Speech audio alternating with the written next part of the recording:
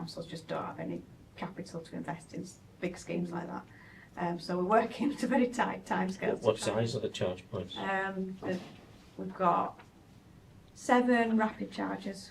Around 50 kilowatts, yeah. 50 kilowatts, and the other ones are depending on the connecting them to the building, but depending on what the building will allow, between 7 and 22 kilowatts.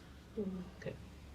So as installers, you can imagine that we are like so crazy with putting all of this in. We've got NHS England funding coming up. So with that government grant depot, because it's such a short space, like everyone has just panicked and put in and just haven't probably really procured out properly to exactly what they need, and I think that's a bit of a downfall of that grant, because I think people have just rushed by it and panicked.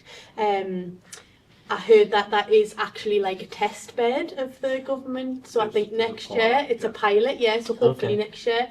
I know NHS England have announced some more funding for next year, which is, it's brilliant. It's just we need more time.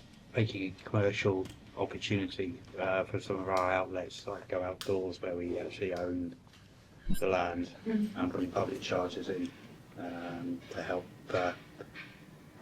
bring some revenue in. Okay. So You should look at the energy asset earmark for that. yeah, we just sort of opened up a consultation with our provider at the moment. So.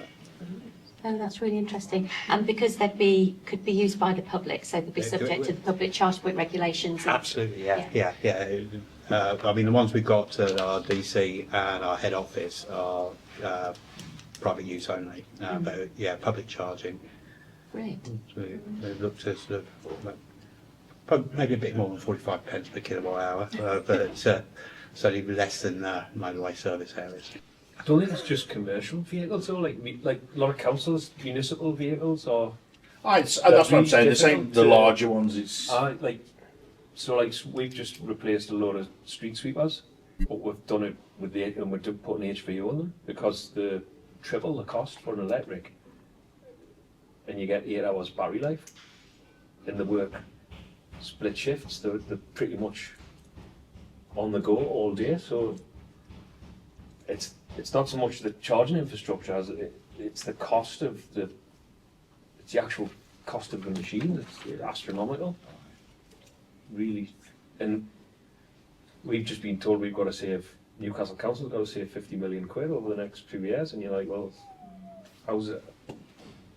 Why isn't the government say to the local authorities, he has a big pot of money to go and get your infrastructure and get your vehicles? And the other thing is budgets are squeezed, particularly in the public sector, but I appreciate that margins in the private sector are squeezed as well. So some level of subsidy for the cost of vehicles to prevent just constant inflation on those vehicles. Where if you get told to do something, and all companies know it, if you get told to do something, you usually do it. So it's there to be done. It's just a case of putting all these things together and then make people realise they do want to have electric vehicles over diesel and petrol. Is the problem that we're trying to replicate what goes before? So like mobile phones is a good analogy. When everybody started getting mobile phones, what they did was they paid for minutes. Have you seen has anyone taken advantage of the latest level of plug-in truck grants that went up quite dramatically on the 6th of January? If you take an RCV, you mentioned the cost of RCVs. If I remember, it's now £120,000 grant on a 27-ton ERCV versus it was 25 grand before the 6th of January. So it's a massive increase. The problem is, I don't know all the terms and conditions, but it only lasts till the 31st of March. It's the 5th or 6th today, whatever it is. So my suggestion would be, at least let's keep the new plug-in truck grant values at today's rate until at least the 31st of December, because they've had a massive effect on the whole life cost, or TCO, of a RCV. And to sort of bring us all up to speed on the regional context, and I know we do have a few councils here, so you actually know some of this detail better than me, but I'm just going to discuss a little bit about the regional picture.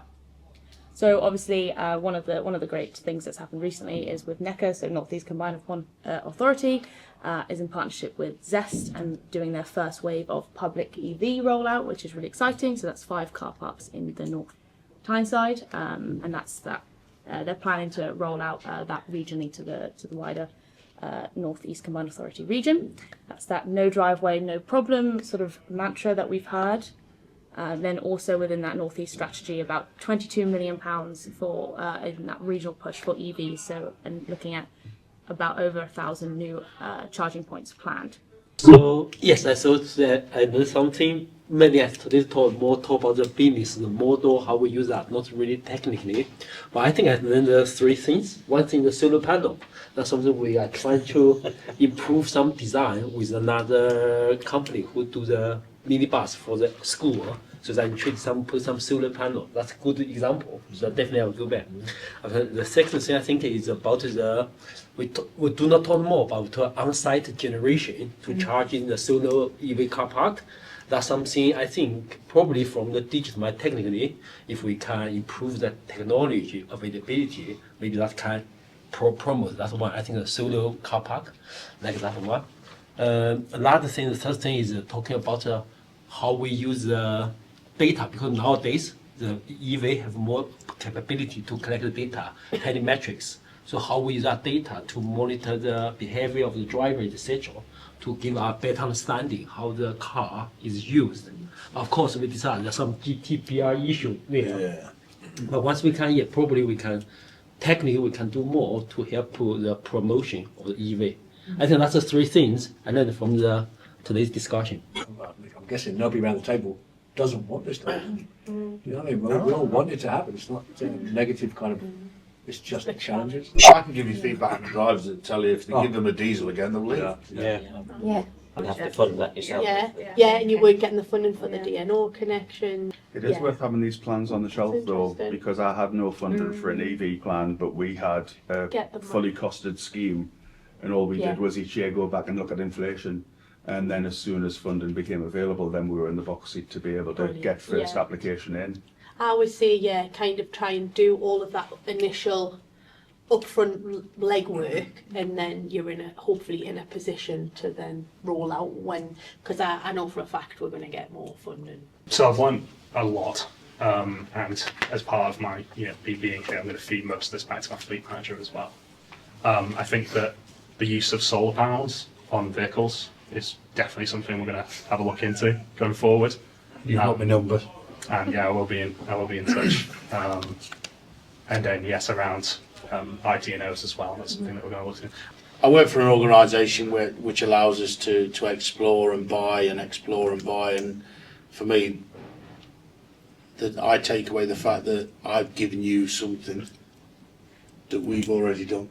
We're just going through the planning permission process of a new build on our campus, where we have to put in 36 new chargers. And I want to see what the architects are planning to do around that.